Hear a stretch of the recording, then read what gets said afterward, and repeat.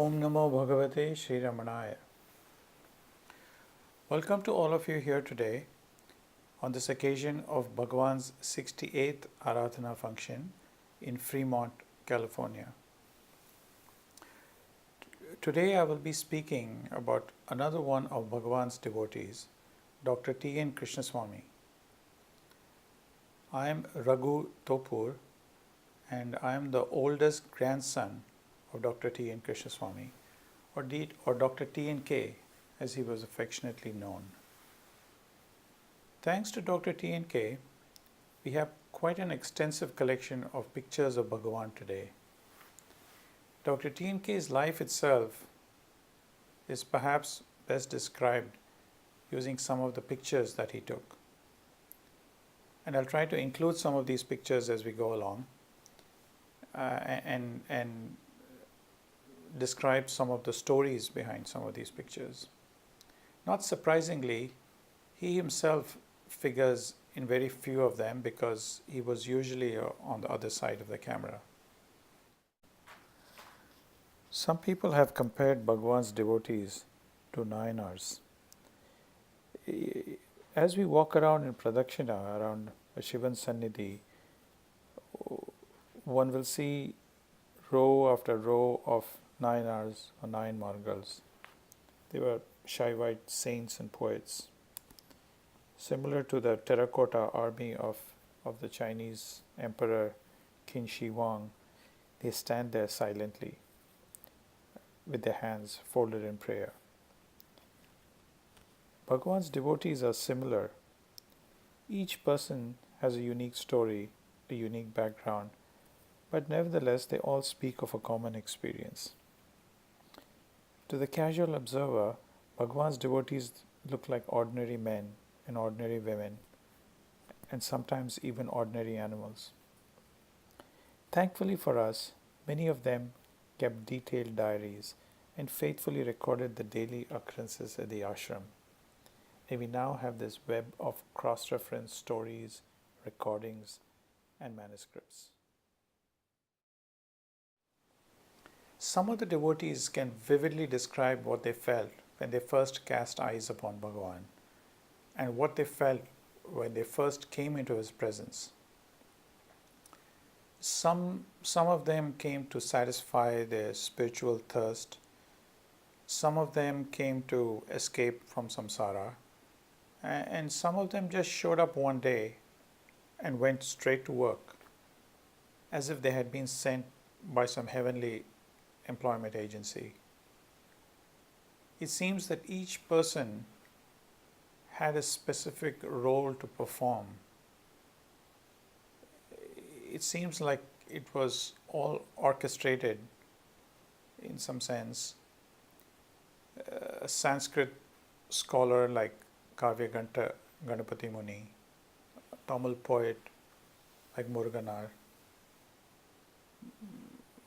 a gatherer of food like Kire Pati, and a skilled builder like Kandaswamy, who built Skandashram almost single-handedly. And perhaps we can include Dr. Tnk as a photographer. Dr. Tnk is credited with taking innumerable photographs of Bhagavan, spanning a period of almost 20 years. He left behind for us a treasure trove of photographs, and according to John Maynard, who catalogs and maintains the ashram archives, Dr. Tnk took about 85% of all of Bhagavan's photographs that are available to us today. In Dr. Tnk's own words, he has taken pictures of Bhagavan in the hot sun, Bhagavan walking in the rain, while feeding monkeys, while playing with squirrels,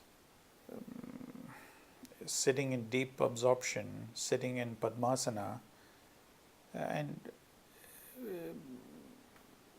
almost in every sphere of activity. On the days when Dr. Tnk was at the ashram, he was virtually Bhagavan's shadow. He has also taken many pictures of Arunachala itself, and Bhagavan once suggested to him that a picture might be taken from a particular spot near the railroad tracks where once he himself had a first grand glimpse of Arunachala. Over the years, these photographs have graced many ashram publications and calendars. Bhagavan was always willing to pose for these photographs, and in that sense, Dr. Tnk was not merely recording events that transpired in the ashram. These pictures are a bit different from the diaries of Suri Nagama or Devaraja Mudaliar or Kanakamal. These photographs were taken with the full approval and encouragement of Bhagavan. And he once remarked, Aparam idadan irukum oi. In other words, finally, these photographs are all that will remain. There's a little story that illustrates his sense of playfulness and encouragement during such interactions with Dr. Tnk. The story also gives us an idea of how close Dr. Tnk was to Bhagavan. For those amongst us who might not be familiar with Dakshinamurti, Dakshinamurti is a manifestation of Shiva as a benevolent teacher or guru. It is said that Dakshinamurti taught the 4 sons of Brahma in silence. It is said that he sits under a banyan tree, his left leg is crossed over his right knee in Virasana, and his lower right hand is poised in Chinmudra. So in every Shivan temple in South India, the image of Dakshinamurti is installed facing southward on the southern Pradakshina path around the main sanctum. So as you go in Pradakshina, Dakshinamurti is on the southern side and he is facing southward. And many times the figure of Dakshinamurti will adorn the main Gopuram itself. So one morning, one afternoon on the hill,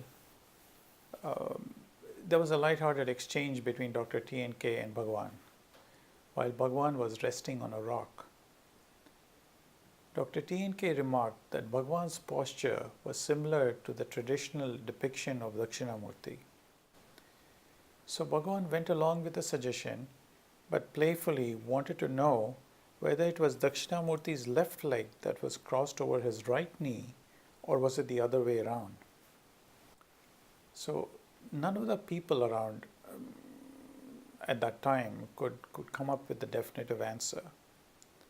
So Bhagavan suggested that in that case, photographs could be taken in both ways.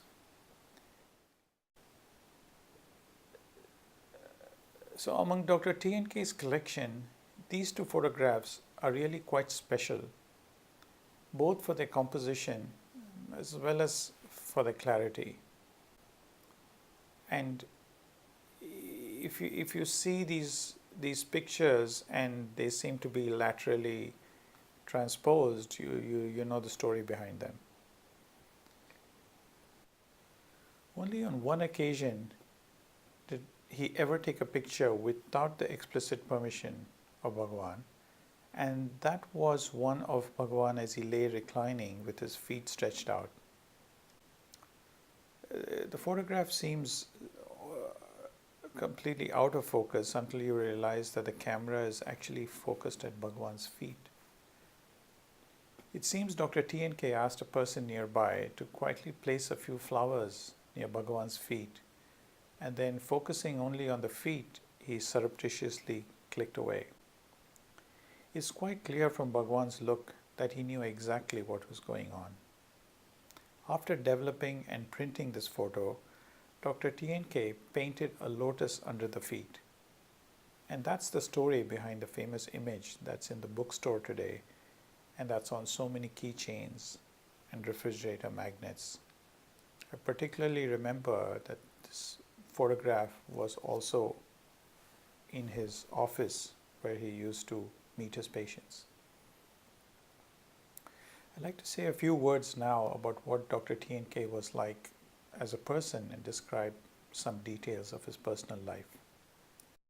My earliest memories of Dr. Tata or Dr. Grandpa, which is what the children used to call him, are those of sitting on the swing with him in the front porch of our house in Madras. We would be feeding the birds and the squirrels, and we'd be feeding them peanuts, fried peanuts and other savories. And my grandmother would sometimes notice, and she'd come near the swing, and she would be complaining about the cost of oil these days, and we would just ignore her and just be laughing and feeding the birds and the squirrels.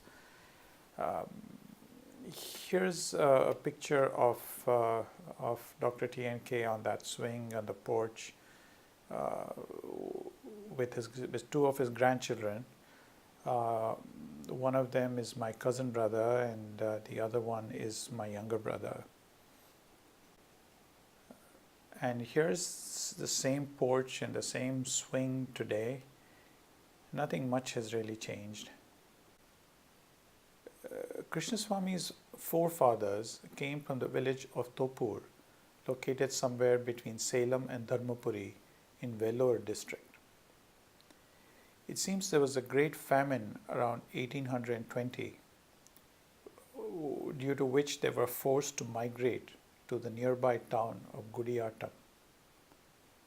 In the town of Gudiyatam, Venkatarama Shastri, Dr. Krishnaswamy's grandfather that is, he eked out a modest living looking after the temple. Venkatarama Shastri eventually had a son named Yajnavaidishwaran. According to a story, when Yajnavaidishwaran was an infant, one day he was fast asleep in his cradle when a cobra came right up to him. When his mother saw the cobra, she was afraid to go anywhere near the snake, and instead she just stood there praying in silence. As if in answer to her prayers, after lingering for a few moments, the cobra slithered away harmlessly.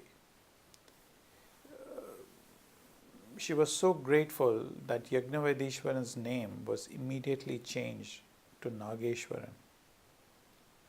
Nageshwaran, who was Dr. Tnk's father, eventually became a successful Ayurvedic doctor. Nageshwaran had 3 children, one of whom was Krishnaswamy. When Nageshwaran passed away, the young Krishnaswamy moved to Madras to live with his uncle, Sitapati. Eventually, Krishnaswamy married Janaki Ammal, and after graduating from Madras Medical College, he eventually became a famous general physician and an ophthalmologist. Krishnaswamy had a house built in Mylapore, not far from Kapaleshwar temple. He had 2 sons, the elder Natarajan, who was my father, and the younger Ramana Kumar, who was my uncle. So his clients included many famous people in and around Mylapore, his clients and his patients. He built up a successful practice, and even by today's standards, he'd be considered quite an adventurous soul. His hobbies included riding a motorcycle and oil painting. And as we already know, he was an avid photographer. He maintained his private darkroom with all the chemicals and equipment required to develop his own negatives, and he even made his own prints. My father still recalls the smell of hypo and how there would be a clothesline running through the living room where prints would be hung up to dry. Here's a picture of Dr. Tnk on the slopes of Arunachala with Bhagavan. I cannot clearly identify the other 2 gentlemen who are with him. In this picture, we can see Niranjanananda Swami, or Venkatu Mama, as he was known, to Bhagavan's right, and to Bhagavan's left is the president, um, Sri V.S. Ramanan, and we have Mani Mama on Bhagavan's right, and Ganeshan Mama, and Lakshmi, I think.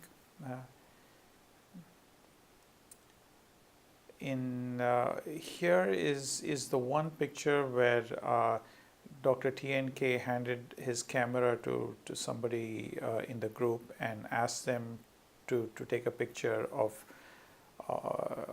him with hands folded in prayer to Bhagavan. The house that Dr. Tnk lived in deserves mention, since it has served as a backdrop for many stories. Back in those days, even houses had names, much like people. The name of this house was Malati. It was a sprawling house in Mylapore with a goshala in the back. In those days, it was quite common for the postman to deliver mail simply addressed to Dr. Tnk, Malati, Madras. When I was in Madras during my summer vacations, the postman would deliver correspondence from Ramana ashram almost every day. I recall the envelopes with the ashram logo and the official letterhead.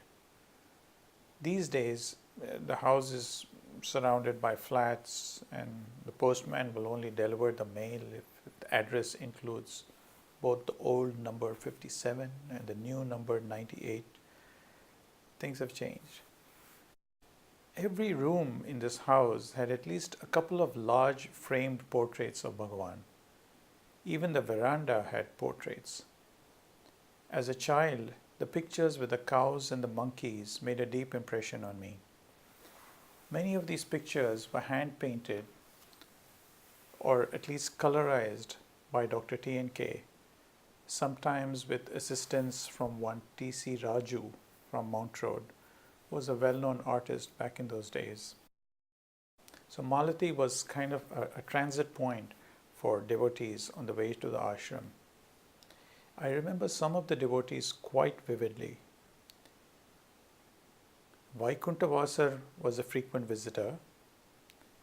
He was a tall, dark and muscular man with a loud booming voice and a very rustic and simple style of speaking.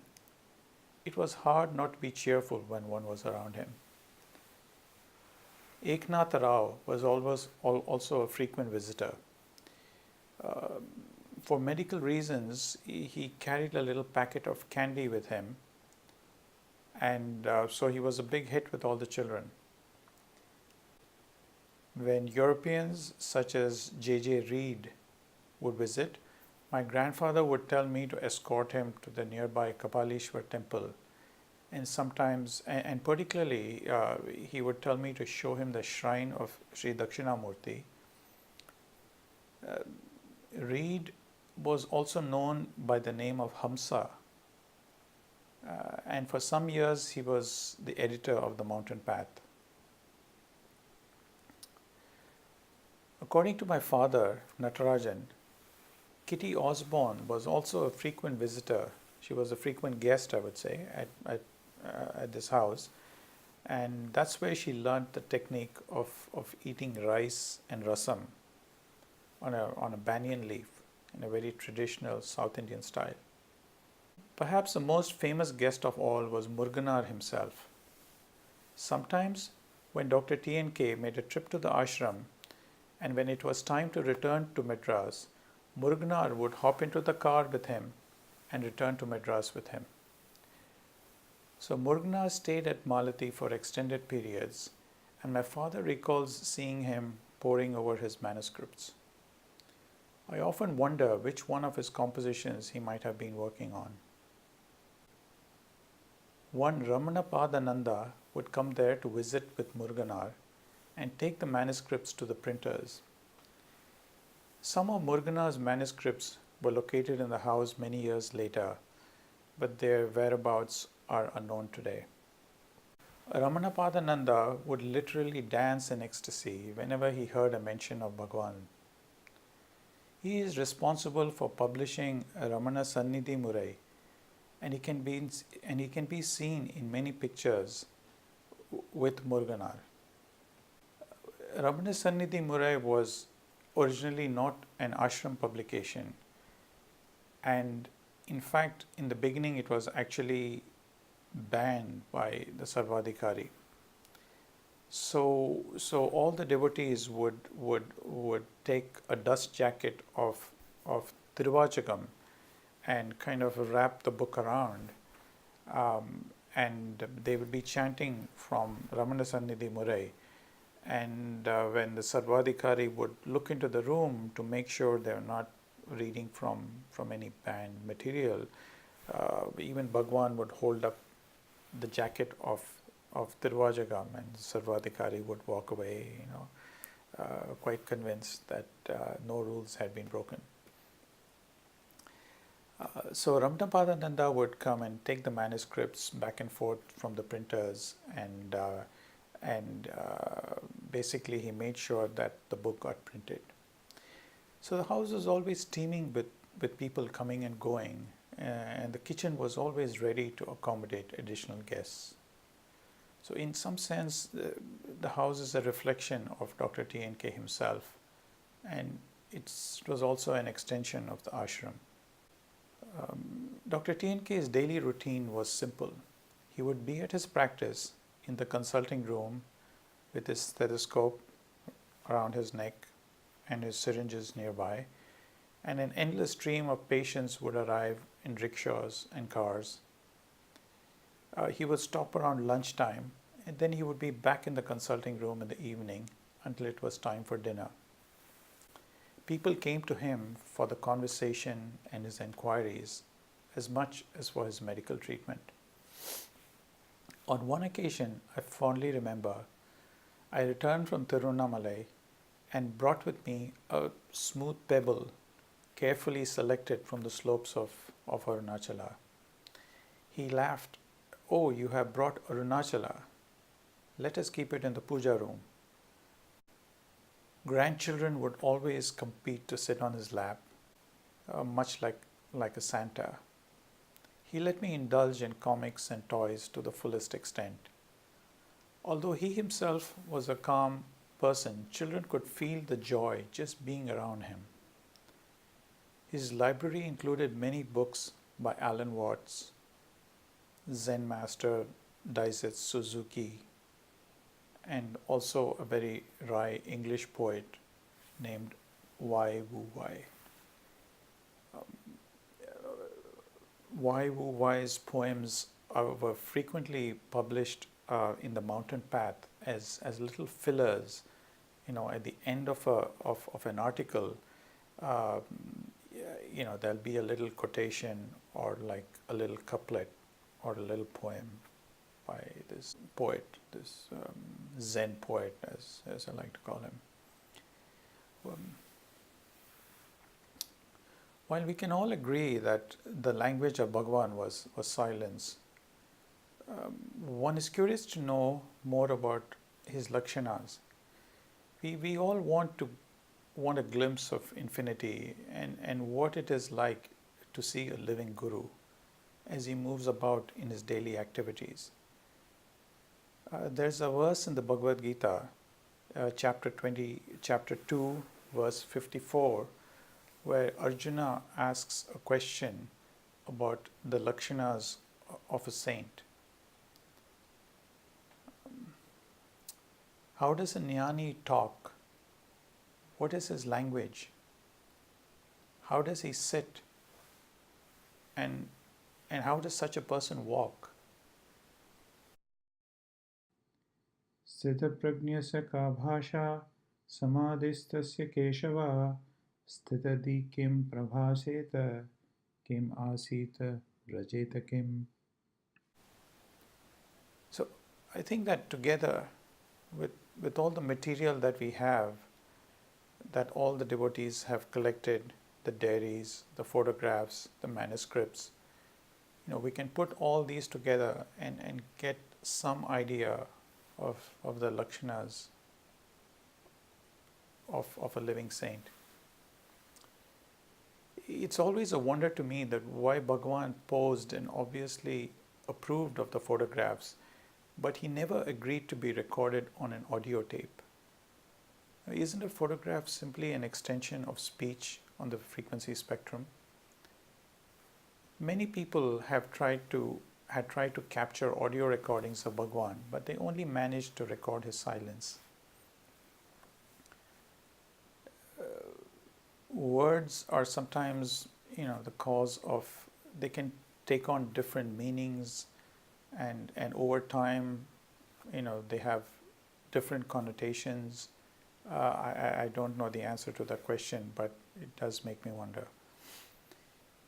It's interesting that Bhagavan has used photography as a metaphor to describe the effects of the light of knowledge, and how the effect that the light of knowledge has on the jiva.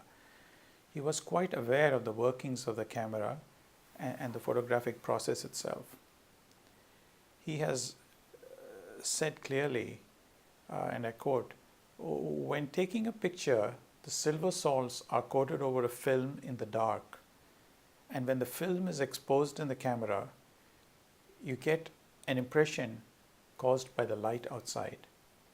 If the film is exposed to light before you put it in the camera, there can be no impression on it. So it is with our jiva. When it is still in darkness, an impression can be made on it by the light of samsara that leaks in. But when the light of knowledge has already flooded it, there is no impression of external objects to be obtained." Also in Sri Arunachala Ashtakam, verse number 5, he says, "Maniyoli ena piri daru porul patrum maru uralilai niral paditahatin ven mani oli pada niral paduyumonin maru porul arunanal olimalayundo." When once a photographic plate has been exposed to the sun, can it receive impressions afterwards? So we can see that he has used the metaphor of photography for talking to the devotees, while talking to the devotees. Some people have said to me, when I look at Bhagavan's picture, he seems to be looking right into the very depths of my heart. My grandfather would probably say that it is in fact an experience of their own self and their own bhakti that they are experiencing. It's as if Bhagavan has charged these photographs with his grace, and they are doing their work to this day. I would now like to read from an article which appeared in the Mountain Path in July 1968. It describes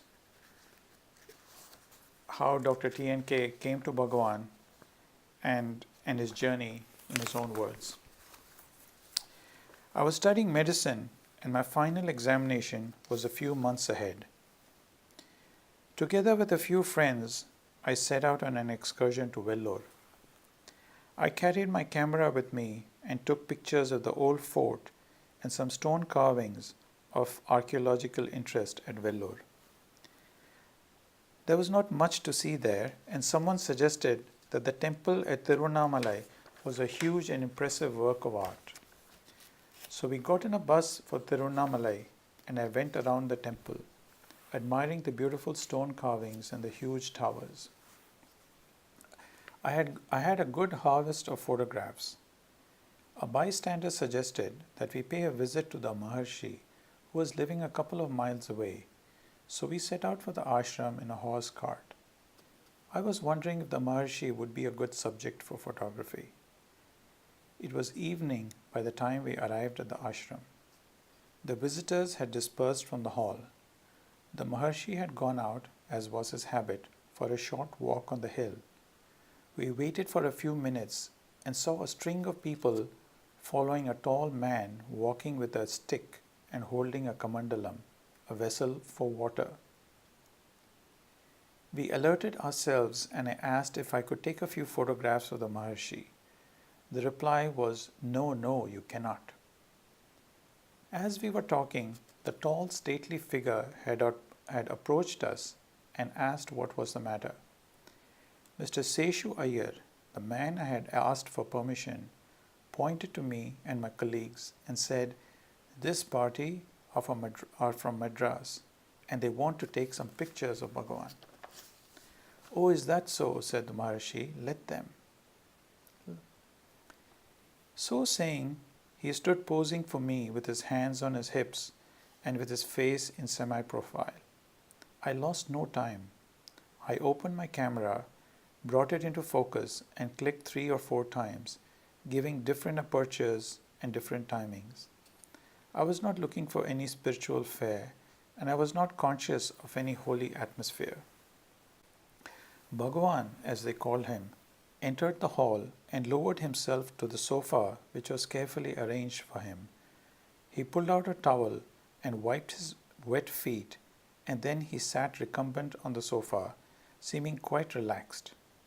It was surprising how he merged into himself, totally oblivious of the surroundings. We entered the hall and sat a few feet off in front of him.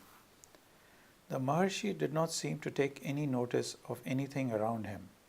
He wore a calm and distant look. His eyes were shining and there was something divine about his countenance. The hall was poorly lit for photography, but I still took a few pictures of the Maharshi. We then got up and mechanically prostrated before him and left the hall. Before we were out of the ashram compound, a sannyasi clad in orange robes came running after us and said, "Please send a few prints to us to the ashram address. We do not have any good pictures of Bhagavan."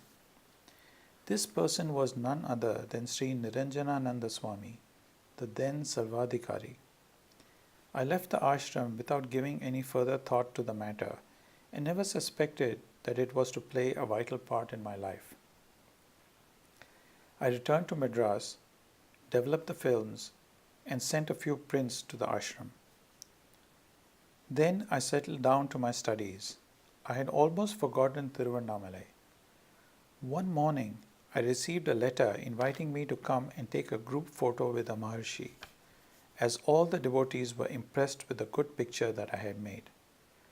I wondered if this could not be put off till my examinations were over, but somehow I found myself entrained for Tiruvannamalai. When I entered the Maharshi's presence, he greeted me with a smile and said, "They want to take a group photo and they want you to take it for them."